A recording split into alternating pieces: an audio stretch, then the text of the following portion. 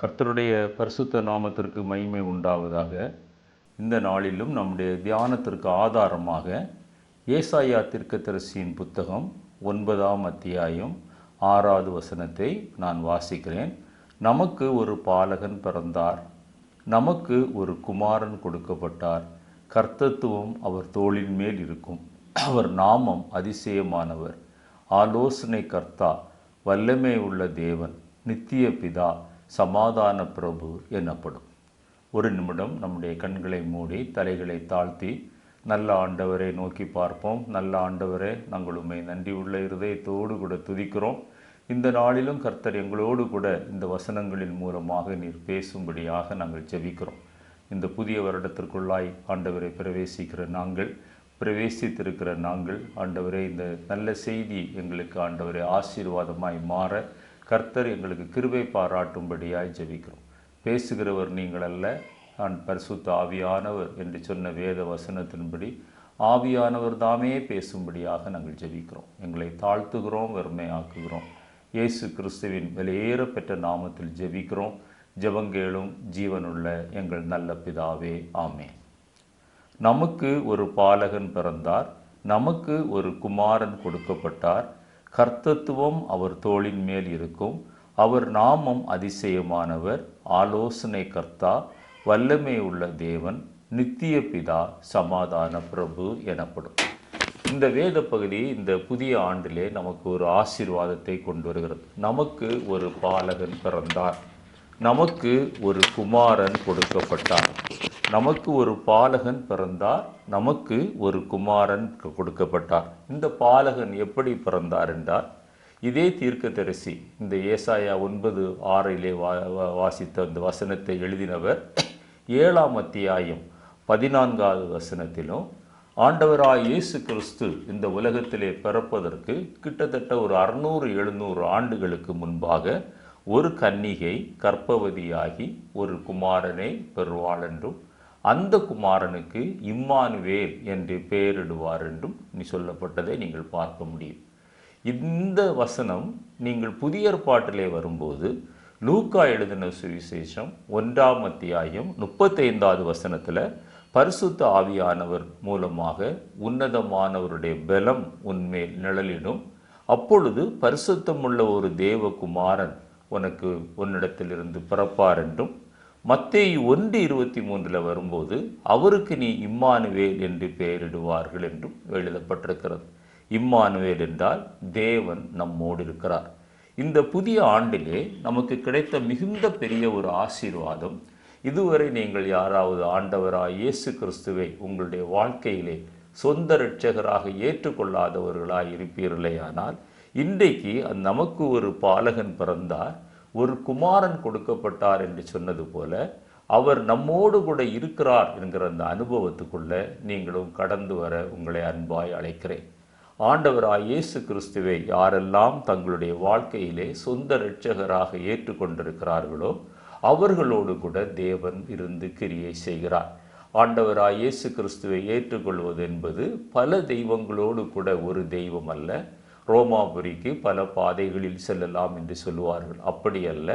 இயேசு சொல்லுகிறார், நானே வழியும் சத்தியமும் ஜீவனுமாயிருக்கிறேன், என்னை அல்லாமல், என் மூலமாய் அல்லாமல் ஒருவனும் பிதாவினிடத்தில் வர முடியாது என்று சொல்லுகிறார்.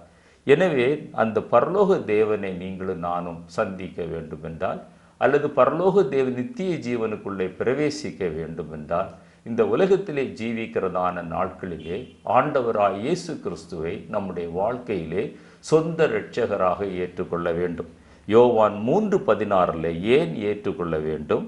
தேவன் தம்முடைய ஒரே பேரான குமாரனை இவ்வுலகத்தில் அனுப்பி மனுக்குலம் கெட்டு போகாதபடி அவர்கள் நித்திய ஜீவனை சுதந்தரிக்கும்படி இவ்வளவாய் அன்பு கூர்ந்தார் என்று அந்த வேத புத்தகத்திலே உள்ள மிக முக்கியமான ஒரு வசனம் என்று சொல்வோமேயானால் இந்த யோவான் 3:16. இந்த உலகத்தில் உள்ள எல்லா மனிதர் மேலும் தேவன் கரிசனை உள்ளவராயிருக்கிறார், அக்கறை உள்ளவராயிருக்கிறார், அன்புள்ளவராயிருக்கிறார். ஏன் இந்த சூழ்நிலை உண்டானதென்றால், ஆதியிலே தேவன் மனிதனை சிருஷ்டித்தார், தம்முடைய சாயலாகவே சிருஷ்டித்தார், தம்முடைய உருவத்தின்படியே சிருஷ்டித்தார், தம்மை வணங்கும்படியாக சிருஷ்டித்தார், தம்மை ஆராதிக்கும்படியாக சிருஷ்டித்தார். ஏன் அந்த திட்டம் வந்ததென்றால், தூதர்கள் பரலோகத்திலே ஓயாமல் தேவனை எப்பொழுதும் ஆராதித்து கொண்டிருந்தார்கள். அந்த தூதர்களில் 1/3 லூசிஃபர் என்கிறதான அந்த தூதனுடைய தலைமையிலே அவர்கள் பொறாமை கொண்டு நானும் தேவனைப் போல மாறுவேன் என்று சொன்னபோது ஆண்டவர் அவர்களை இந்த பூமியிலே தள்ளினார். அந்த 1/3 தள்ளப்பட்ட அந்த தூதர்கள் தான் இன்றைக்கு 33 கோடி தெய்வங்கள் என்று சொல்லுகிற தெய்வங்களாக இன்றைக்கு உலகத்திலே கிரியை செய்து கொண்டிருக்கிறது. அவைகள் யாவும் தெய்வம் அல்ல. தள்ளப்பட்ட தூதர்கள் இன்றைக்கு அவர்கள் சாத்தான் என்றும் பிசாசு என்றும் அவர்கள் பெயர் கொண்டவர்களாய் இந்த உலகத்திலே கிரியை செய்கிறார்கள். அப்பொழுது மனிதனை ஆண்டவர் அந்த இடத்தை நிரப்புவதற்காக ஆண்டவர் மனிதனை சிருஷ்டித்தார். தன்னுடைய சாயலாக சிருஷ்டிக்கப்பட்ட மனிதன், தன்னுடைய உருவத்தின்படியே சிருஷ்டிக்கப்பட்ட மனிதன் தனக்கு கீழ்ப்படிவான், தன்னை ஆராதிப்பான் என்று ஆண்டவர் நினைத்தார். ஆனால் மனுக்குலம் கெட்டு போனது. ஆண்டவர் மனுக்குலத்தை திருத்துவதற்காக அவர் எத்தனையோ தீர்க்கதரிசிகளை அனுப்பினார், நியாயாதிபதிகளை அனுப்பினார், ராஜாக்களை அனுப்பினார். பல காலங்களிலே ஒரு குறிப்பிட்ட காலம் வரைக்கும் அவர்கள் திருந்துவார்கள். அதற்கு பிறகு பழையபடி அவர்கள் விக்கிரக ஆராதனைக்கு நேராக செல்லுவார்கள். இது தொடர்ந்து நடந்து கொண்டே இருந்தது. ஆதியிலே ஆண்டவர் கோபம் கொண்டு அவர் இந்த உலகத்தை அழித்தார். எப்படி அழித்தார்? 40 நாட்கள் வெள்ளத்தை அனுப்பி பெரும் வெள்ளம் பிரளயத்தை ஏற்படுத்தி நோவாவும் அவனுடைய குடும்பத்தையும் தவிர பேழையில் காக்கப்பட்டவர்களை தவிர மற்ற எல்லாரும் அழிந்து போனார்கள். ஆனால் நோவாவின் வம்சமும் திரும்பவும் அவர்கள் வழிதப்பி போனார்கள். இஸ்ரவேல் ஜனங்களை ஆண்டவர் எகிப்தின் அடிமைத்தனத்திலிருந்து கானானுக்கு நேராய் அழைத்து வரும்போதே அவர்கள் விக்கிரக ஆராதனை செய்ய ஆரம்பித்தார்கள். தங்களுக்கு தாங்களே தெய்வங்களை உண்டு பண்ணினார்கள். இந்த உலகத்தில் உள்ள தெய்வங்களை எல்லாம் 2ஆக பிரித்து விடலாம். நம்மை சிருஷ்டித்த ஒரு ஆண்டவர், நம்மால் சிருஷ்டிக்கப்பட்ட தெய்வங்கள். ஆனால் வானத்தையும் பூமியையும் அண்ட சராசரங்களையும் வானமண்டல சேனைகளையும் எல்லா விருட்சங்களையும் மிருகங்களையும் சிருஷ்டித்த அந்த தேவன் எந்த மனுக்குலம் இப்படியே அழிந்து போகக்கூடாது, கெட்டு போகக்கூடாது என்பதற்காக, ரட்சிப்பதற்காக அவர் ஒரு தம்முடைய கடைசி மார்க்கமாக தன்னுடைய ஒரே பேரான குமாரனாய் இயேசு கிறிஸ்துவை இந்த உலகத்திலே அனுப்பினார். நீங்கள் பகவத்கீதையை வாசித்து பாருங்கள், குர்ஆனை வாசித்து பாருங்கள், பைபிளை வாசித்து பாருங்கள். ஒரு சத்தியம் தெளிவாக எல்லா வேத புத்தகங்களிலும் சொல்லப்பட்டிருக்கிறது. இரத்தம் சிந்துதல் இல்லாமல் பாவ மன்னிப்பு இல்லை. அந்த இரத்தம் ஒரு பரிசுத்தமான, பாவமே அறியாத ஒருவருடைய இரத்தமாய் இருக்க வேண்டும்.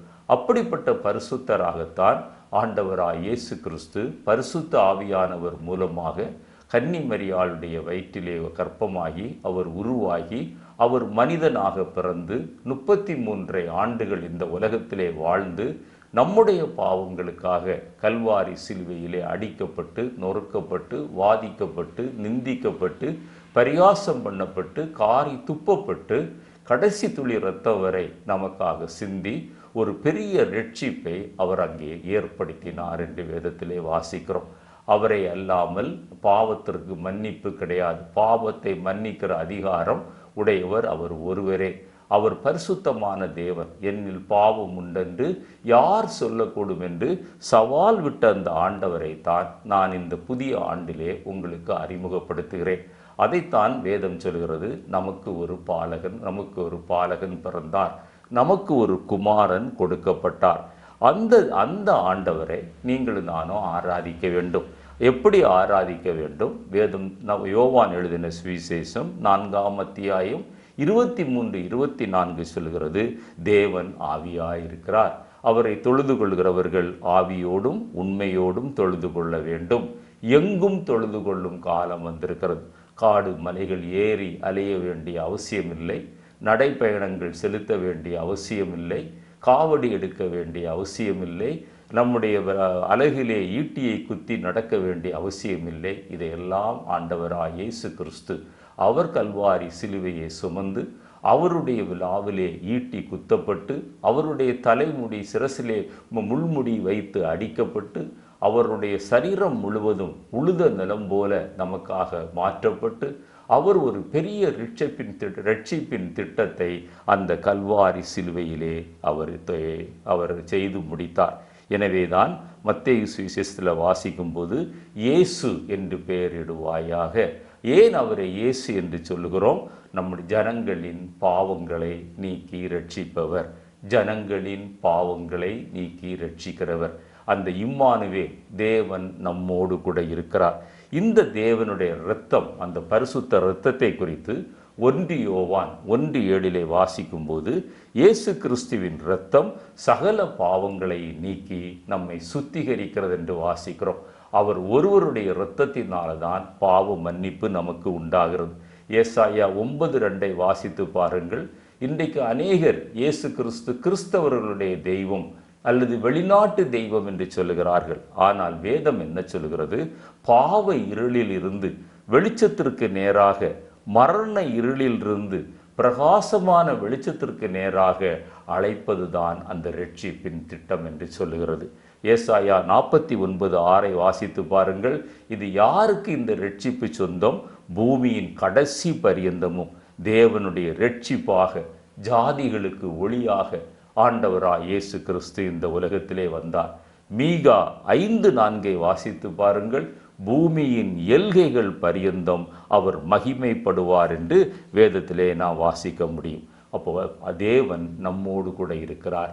அவர் நமக்காக இந்த உலகத்திலே பிறந்திருக்கிறார்.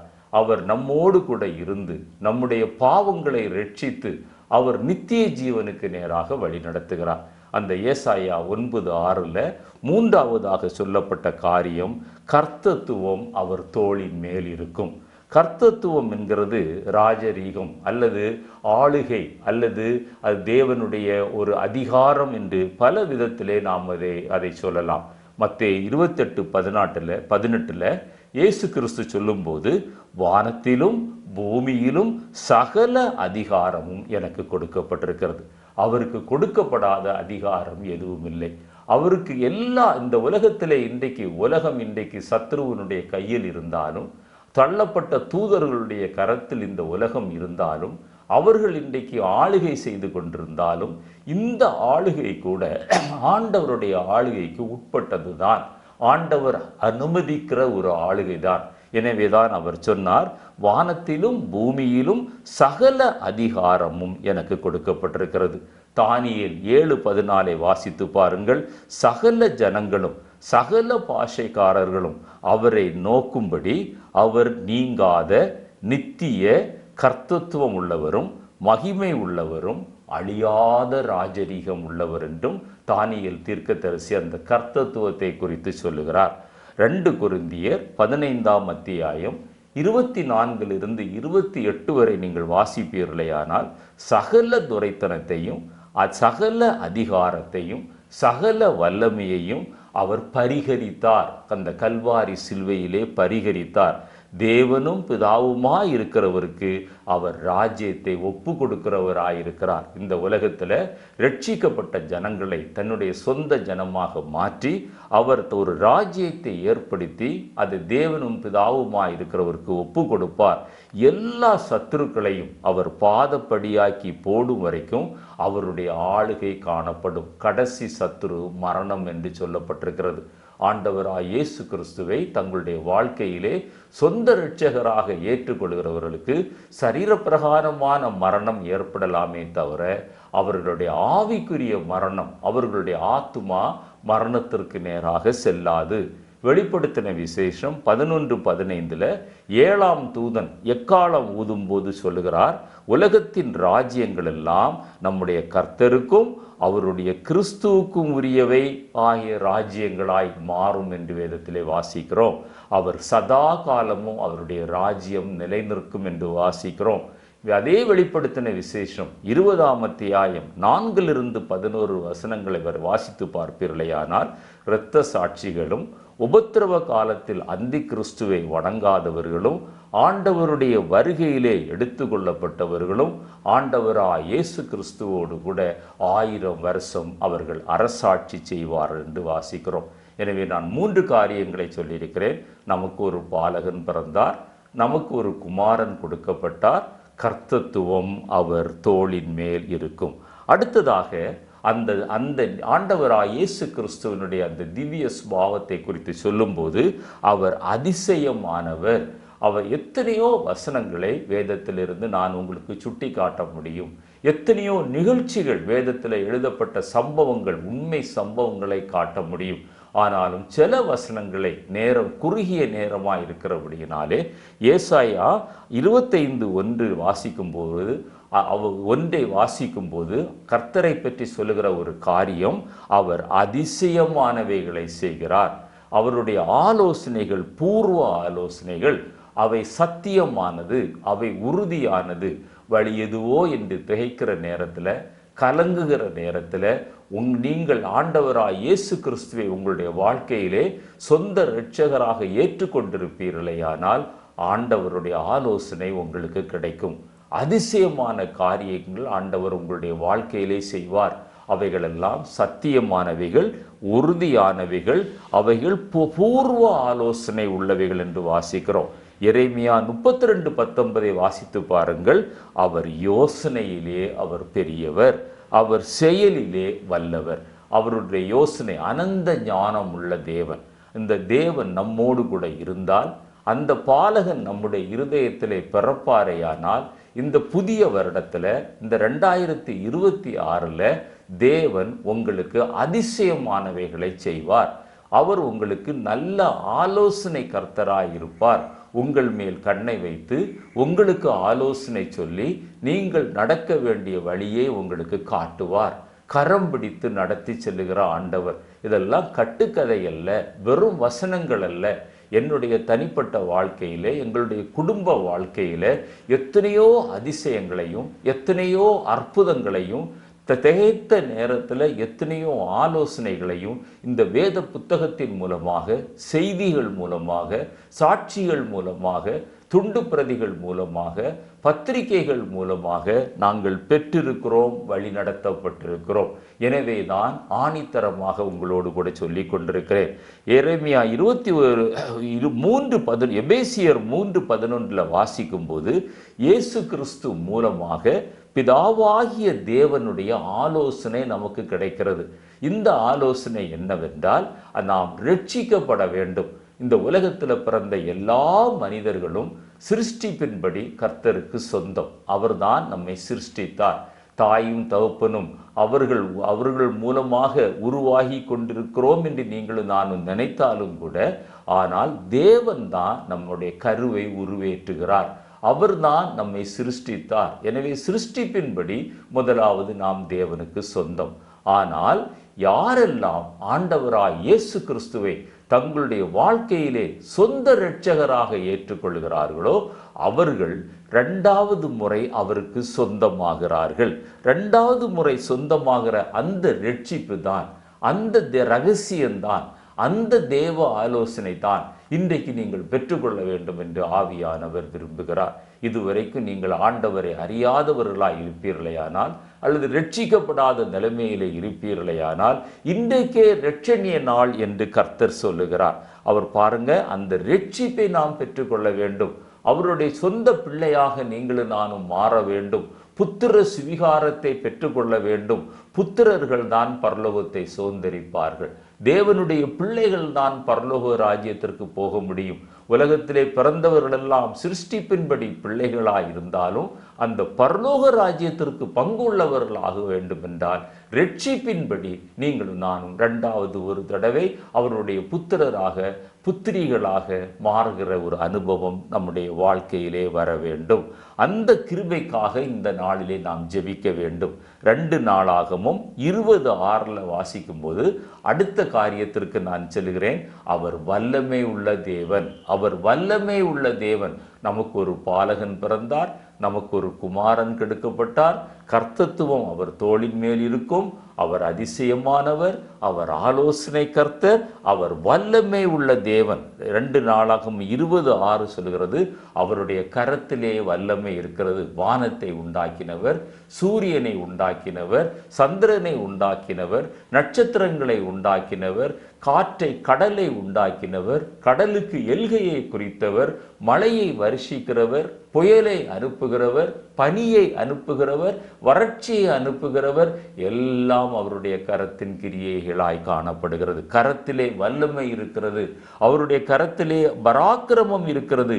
யாரும் எதிர்த்து நிற்க முடியாது. இன்றைக்கு தேவனுடைய பிள்ளைகளுக்கு விரோதமாக பலர் எழும்பி நிற்கலாம். இதெல்லாம் ஆண்டவர் அனுமதித்து நடக்கிறதான காரியம். ஆண்டவருடைய வல்லமைக்கு முன்பாக உலகத்தில் உள்ள எந்த வல்லமையும் அதிகாரமும் நிற்க முடியாது.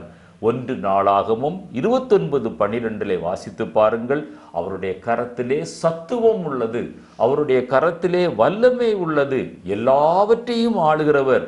ஐஸ்வர்யம் அவருடைய கரத்திலே இருக்கிறது, கனம் அவருடைய கரத்திலே இருக்கிறது, மேன்மை அவருடைய கரத்திலே இருக்கிறது, பலம் அவருடைய கரத்திலே இருக்கிறது. இந்த உலகத்திலே போற்றப்படுகிற நாம் விரும்புகிற எல்லா சத்துவங்களும், வல்லமைகளும், அதிகாரங்களும், துரைத்தனங்களும், மேன்மைகளும், பலமும் நம்முடைய தேவனாகிய கர்த்தருடைய கரத்தில் உள்ளது. எனவே ஆண்டவராய் இயேசு கிறிஸ்துவை நாம் ஏற்றுக்கொள்ளும் போது, அந்த நமக்கு ஒரு பாலகன் நம்முடைய இருதயத்திலே பிறக்கும் போது, நமக்கு கொடுக்கப்பட்ட அந்த குமாரனை ரட்சிப்பின் மூலமாக நாம் பெற்றுக்கொள்ளும் போது, வேதம் சொல்லுகிறது, அவர் அதிசயமாய் உங்களை நடத்துவார், அவர் அற்புதமாய் உங்களை நடத்துவார், அவர் ஆச்சரியமாய் உங்களை நடத்துவார், இயற்கைக்கு அப்பாற்பட்ட விதத்திலே அவர் உங்களை நடத்துவார். அவருடைய ஆலோசனைகள் உங்களுக்கு கிடைக்கும். அவை பூர்வமானவைகள், சத்தியமானவைகள், அவைகள் நித்தியமானவைகள். அது மாத்திரமல்ல, அவர் ஒரு வல்லமை உள்ள தேவன். சகல அதிகாரமும், சகல சத்துவமும், சகல வல்லமையும் அவருடைய கரத்திலே இருக்கிறது.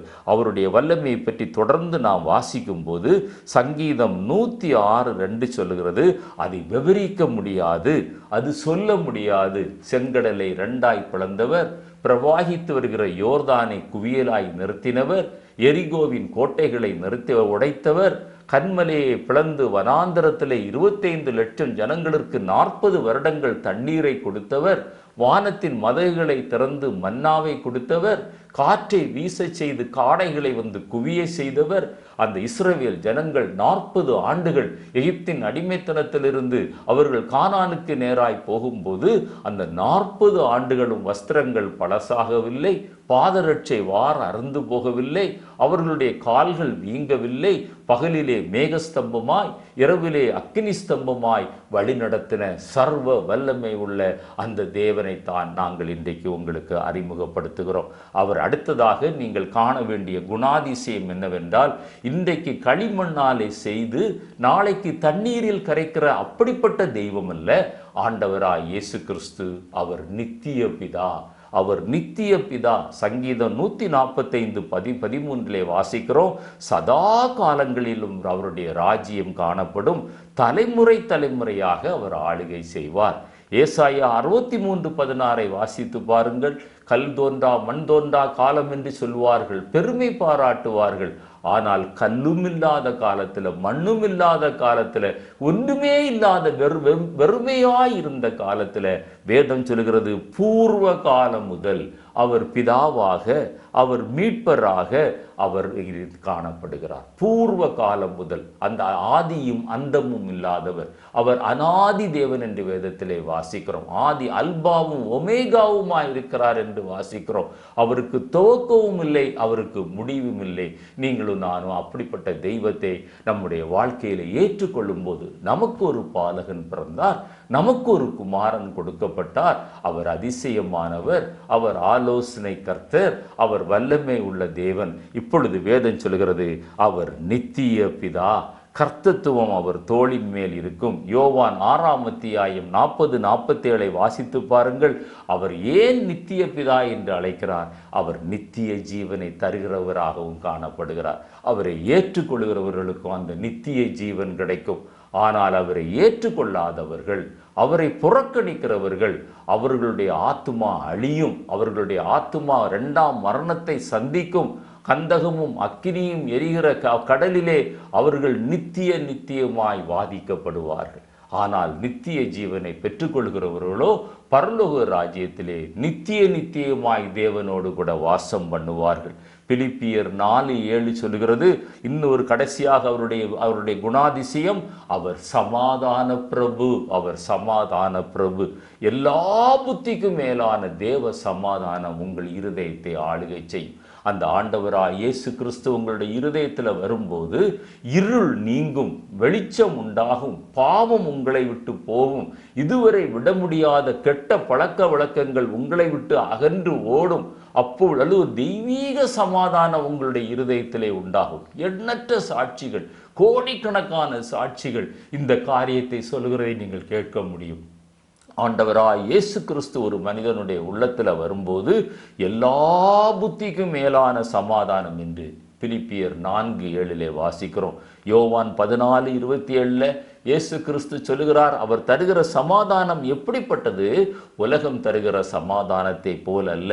ஒருவேளை ஒரு திரைப்படத்தை பார்க்கலாம், ஒரு நாவலை வாசிக்கலாம், ஒரு பத்திரிகையை வாசிக்கலாம், சமாதானத்தை தேடி மது அருந்தலாம், புகைப்பிடிக்கலாம், சூதாடலாம், இன்னும் பலவிதமான இச்சை ரோகங்களுக்கு ஒப்பு கொடுக்கலாம். ஆனால் அது தருகிற சமாதானம் ஒரு குறுகிய காலத்தில் மறைந்துவிடும். வேதனை தொடர்ந்து நம்மளை பற்றி பிடிக்கும். ஆனால் ஆண்டவராய் இயேசு கிறிஸ்து நம்முடைய உள்ளத்தில் வரும்போது அந்த சமாதானம் நிரந்தரமான சமாதானம். இதையெல்லாம் நான் சொல்லுகிற அத்தனை காரியங்களையும் நான் இந்த ஒவ்வொன்றுக்கும் பல சாட்சிகளை என்னுடைய தனிப்பட்ட வாழ்க்கையில் இருந்து சொல்ல முடியும். நேரம் இல்லாததுனாலே சொல்லுகிறேன், அனுபவித்து சொல்லுகிறேன். சமாதானம் இல்லாமல் வாழ்ந்து கொண்டிருந்த என்னை, பாவத்தின் அடிமைத்தனத்தில் வாழ்ந்து கொண்டிருந்த என்னை, திகைத்த நேரத்தில், கலங்கின நேரத்தில் அவருடைய ஆலோசனைகளை தந்து, அவருடைய பலத்தை எனக்கு தந்து, அவருடைய ரட்சிப்பை எனக்கு தந்து இன்றைக்கு சமாதானத்தோடு கூட வாழ ஆண்டவர் எனக்கு உதவி செய்திருக்கிறார். அந்த சமாதானம் நிரந்தரமானது. அந்த சமாதானம் வரும்போது கலக்கம் இல்லை, அங்கு பயம் இல்லை என்று வேதத்திலே வாசிக்கிறோம். கலாத்தியர் 5:22 வாசித்து பாருங்க. பலவிதமான கனிகளில் ஒரு கனி அந்த தெய்வீக சமாதானம். தேவனுடைய பிள்ளைகள் பயப்பட மாட்டார்கள், அவர்கள் கலங்க மாட்டார்கள். வேதம் சொல்கிறது, விசுவாசி பதறான். அவனுடைய இருதயத்தில் ஒரு தெய்வீக சமாதானம் இருக்கும். எந்த சூழ்நிலையிலும் மனரம்யமாயிருக்க கற்றுக்கொள்வார்கள், எந்த சூழ்நிலையிலும் சந்தோஷமாயிருக்க கற்றுக்கொள்வார்கள். கலக்கம் இல்லை, புலம்பல் இல்லை, பதட்டம் இல்லை. ஏனென்றால் எனக்கு ஒரு பாலகன் பிறந்திருக்கிறார், எனக்கு ஒரு குமாரன் கொடுக்கப்பட்டார், கர்த்தத்துவம் அவர் தோளின் மேல் இருக்கும், அவர் அதிசயமானவர், அவர் ஆலோசனை கர்த்தர், அவர் நித்திய பிதா, அவர் வல்லமை உள்ள தேவன், அவர் என்னுடைய உள்ளத்துல சமாதான பிரபுவாக வீற்றிருக்கிறார். ஆகாய் 2:9 வாசித்து பாருங்க. தேவனுடைய ஆலயத்தில் போய் தேவனை ஆராதிக்கும் போது அவர் ஒரு சமாதானத்தை கட்டளையிடுகிறார். ஏசாயா 52:7 வாசித்து பாருங்க. சமாதானத்தை அறிவிக்கிறவனுடைய சுவிசேஷகனுடைய பாதங்கள் மலைகளின் மேல் எவ்வளவு அழகாயிருக்கிறது. அதனால தான் இன்றைக்கு நாங்கள் உங்களுக்கு இதை அறிவித்து கொண்டிருக்கிறோம். நாங்கள் பெற்ற சமாதானத்தை, நாங்கள் பெற்ற சந்தோஷத்தை, நாங்கள் பெற்ற சத்துவத்தை, வல்லமையை, அந்த ரட்சிப்பை, அந்த ஆலோசனையை, அந்த அதிசயங்களை, அற்புதங்களை, அடையாளங்களை நீங்களும் இந்த நாளிலே, இந்த புதிய ஆண்டிலே பெற்றுக்கொள்ள வேண்டும் என்பதற்காகத்தான் அந்த சமாதான கர்த்தரை குறித்து, அந்த சமாதான காரணரை குறித்து நாங்கள் உங்களோடு கூட பேசி கொண்டிருக்கிறோம். ஏசாயா 57:21 வாசித்து பாருங்க. இது எதுவும் எனக்கு வேண்டாம், உங்க இயேசு எனக்கு வேண்டாம் என்று சொல்வீர்களேயானால் வேதம் சொல்கிறது, உனக்கு சமாதானம் இருக்காது. துன்மார்க்கருக்கு சமாதானம் இல்லை. ஆண்டவராய் இயேசு கிறிஸ்துவை ஏற்றுக்கொள்ளும் போது, நம்முடைய வாழ்க்கையிலே சொந்த இரட்சகராக ஏற்றுக்கொள்ளும் போது, சொந்த இரட்சகராக ஏற்றுக்கொள்ளுகிற அனுபவம் என்னவென்றால், நீ சேவிக்கிற இந்த தேவர்களை விட்டு வலதுபுறம் இடதுபுறம் சாயாமல் நீ என்னையே உத்தமமாய் பின்பற்றினால் நான் உன்னை வாலாக்காமல் தலையாக்குவேன், நீ கீழாகாமல் மேலாகுவாய் என்று உபாகமத்திலே சொன்னது போல, நீங்க சேவிக்கிற அந்த தெய்வங்களை எல்லாம் விட்டு ஆண்டவராய் இயேசு கிறிஸ்து மெய்யான தெய்வம் என்று நீங்கள் உங்களுடைய இருதயத்தில் விசுவாசித்து உங்களுடைய நாவினாலே அறிக்கையிட்டு அவரை நீங்கள் ஆராதிக்க ஆரம்பிப்பீர்களேயானால் அந்த பாலகன் உங்களுடைய இருதயத்திலே பிறக்கிறார். உங்களுக்கு ஒரு குமாரன் கொடுக்கப்படுகிறார். அவர் அதிசயமானவர், அவர் ஆலோசனை கர்த்தர், கர்த்தத்துவம் அவர் தோளின் மேல் இருக்கும், அவர் வல்லமை உள்ள தேவன், அவர் நித்திய பிதா, அவர் சமாதான பிரபு. இந்த எல்லா திவ்ய சுபாவங்களும் உங்களுடைய வாழ்க்கையிலே வருகிறது. நீங்கள் ஆசீர்வதிக்கப்பட்ட ஜனமாய் மாறுவீர்கள். எனவே இந்த புதிய ஆண்டில், இந்த 2026 ஆண்டில் ஆண்டவருடைய வார்த்தை உங்களை நோக்கி கடந்து வருகிறது. அந்த சமாதான பிரபுவை நீங்கள் சொந்த இரட்சகராக ஏற்றுக்கொள்ளுங்கள். தெய்வீக சமாதானம், எல்லா புத்திக்கும் மேலான சமாதானம் உங்களுடைய இருதயத்தை ஆளும். உங்களுடைய வாழ்க்கையில ஒரு பெரிய மாற்றத்தை உணர்வீர்கள். உங்களுடைய குணங்கள் மாறும், உங்களுடைய பழைய குணங்கள் மாறும். தெய்வீக சுபாவங்கள் உங்களிடத்துல உண்டாகும், திவ்ய சுபாவங்கள் உங்களிடத்துல உண்டாகும். உங்களை காண்கிறவர்கள் இயேசுவை காண்பார்கள். அப்படிப்பட்ட ஒரு பிரகாசம் உங்களிடத்திலிருந்து தோன்றும். அதுதான் இரட்சிப்பு. அந்த இரட்சிப்பின் அனுபவத்திற்குள்ள நீங்கள் கடந்து வரும்படியாய் உங்களை அன்பாய் அழைக்கிறோம். உங்களுக்கு ஒரு தெய்வீக சமாதானத்தை தருகிற, அதிசயமாய் அற்புதமாய் ஆலோசனை சொல்லி நடத்துகிற கர்த்தத்துவம் அவர் தோளின் மேல் உள்ள ஒரு நித்திய பிதா, ஒரு வல்லமை உள்ள தேவன் நமக்காக பிறந்திருக்கிறார். நமக்காக அந்த குமாரன் கொடுக்கப்பட்டிருக்கிறார். பலி செலுத்த வேண்டிய அவசியம் இல்லை. நீங்கள் காடு மலைகள் ஏறி செல்ல வேண்டிய அவசியம் இல்லை. கிரயம் செலுத்த வேண்டிய அவசியம் இல்லை.